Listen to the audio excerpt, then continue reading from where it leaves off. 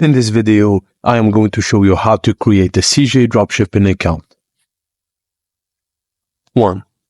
Visit the CJ Dropshipping website and click on Register. You can sign up using your email address or choose to register via your Google, Facebook, or LinkedIn account. 2. After entering your information, CJ Dropshipping will send a verification email to the address you provided. Check your email inbox and click the verification link within the email to confirm your account. 3. Profile configuration. Once your account is verified, log in to your CJ Dropshipping account. Navigate to My CJ and then click on Profile. Here, you can configure your profile by providing personal or company information. Upload your profile picture and cover photo to personalize your account.